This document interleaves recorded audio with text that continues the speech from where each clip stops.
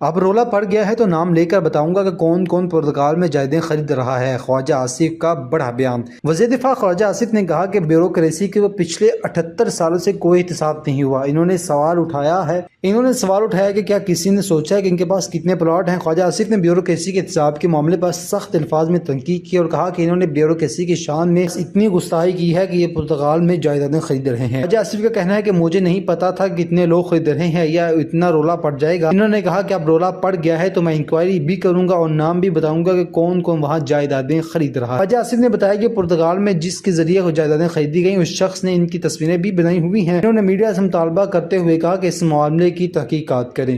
خواجہ آصف نے اپنی ذاتی رہائش گاہ کا بھی ذکر کیا اور کہا کہ ان کا کوئی بابو محلے میں نہیں ہے، سرکاری گاڑی بھی نہیں ہے۔ انہوں نے بتایا کہ ان کے پاس 2 کمرے کا فلیٹ ہے اور پچھلے 25 سال سے وہیں رہائش پذیر ہیں۔ خواجہ آصف نے بتایا کہ بیوروکریسی کے تمام قوانین اور قواعد کو پابند ہونا چاہیے جو بحیثیت پارلیمنٹرینز کو ان پر لاگو ہوتے ہیں۔ خواجہ آصف نے واضح کیا کہ اگر شکایت درست ہوئی تو اسے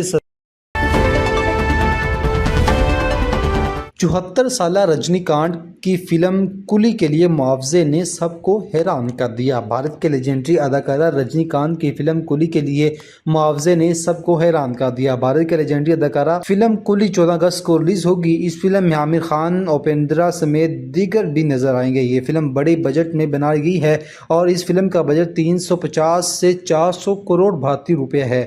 اس فلم کے لیے اداکاروں کی جانب سے وصول کی گئی معاوضے میں سب کو حیران کر دیا۔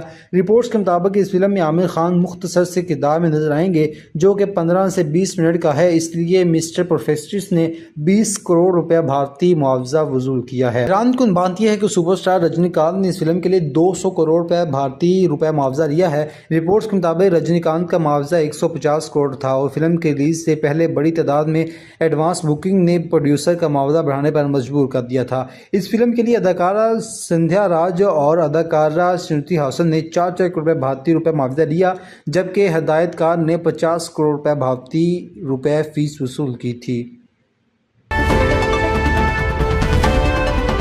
فواد خان کی بالی ووڈ میں فلم ابیر گلال ریلیز کے لیے تیار۔ پاکستان کے معروف اداکارہ فواد خان کی بالی ووڈ فلم ابیر گلال بالآخر ریلیز کے لیے تیار ہوگی۔ فواد خان کا شمار ان پاکستانی اداکاروں میں ہوتا ہے جنہوں نے بالی ووڈ میں اپنی اداکاری سے سب کے دل جیتے، تاہم ہندو انتہا پسندوں کی وجہ سے پاکستان اداکاروں نے بالی ووڈ میں کام کرنے پر پابندی ہے، جس کے بعد اداکارہ فواد خان کی فلم بھی مشکلات کا شکار ہو گئی تھی۔ بھارتی میڈیا کے مطابق فواد خان کی فلم ریلیز کے لیے تیار ہے اور اسے بھارت کے علاوہ دنیا بھر میں رواں ماہ 29 اگست کو ریلیز کیا جائے گا۔ اس فلم میں فواد خان کے ساتھ اداکارہ وانی کپور نظر آئیں گی۔ اس سے قبل اس فلم کا پہلا گانا بھی ریلیز کیا جا چکا ہے جسے مداحوں کی جانب سے پسند کیا گیا ہے۔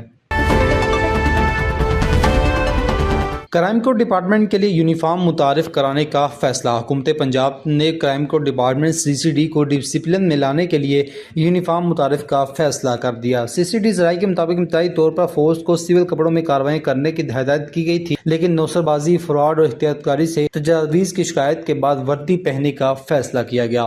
حکام نے پنجاب حکومت کو تجویز پیش کی ہے کہ CCD کے اہلکاروں کے لیے آسمانی نیلے رنگ کی شرٹ اور گہرے رنگ کی پتلون پر مشتمل یونیفارم تیار کی جائے، تاہم حتمی رنگ اور ڈیزائن حکومت کی منظوری کے بعد سامنے آئے گا۔ CCD حکام کا کہنا ہے کہ منظوری ملنے کے بعد صوبے بھر میں CCD اہلکار باوردی ہو کر کارروائیاں کریں گے، جس سے ڈسپلن کو یقینی بنانے اور شفافیت کو فروغ دینے میں مدد ملے گی۔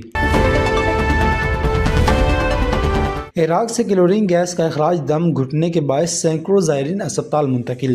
عراق میں کلورین گیس کے لیکیج کے باعث 600 زائرین کی حالت غیر ہوگی جن کو اسپتال میں داخل کرنا پڑا۔ یہ واقعہ نجف اور کربلا کے درمیانی راستے میں رات کو پیش آیا۔ عالمی خبر رساں ایجنسی کے مطابق حکام نے بتایا کہ عراق میں 600 زائد زائرین کو سانس لینے میں دشواری کی وجہ سے کچھ وقت کے لیے اسپتال میں داخل کرا دیا گیا تھا کیونکہ وہ پانی کی صفائی کرنے والے اسٹیشن پر کلورین کے اخراج کے نتیجے میں متاثر ہوئے تھے۔ ایک مختصر بیان میں عراق کی وزارت صحت نے کہا کہ کربلا میں کیرولین گیس کے اخراج کے بعد دم گھٹنے کے 621 کیسز ریکارڈ کیے گئے ہیں۔ بیان کے مطابق تمام متاثرین کو ضروری دیکھ بھال ملی اور طبی معائنے کے بعد اچھی صحت کے ساتھ اسپتال سے ڈسچارج کیا گیا۔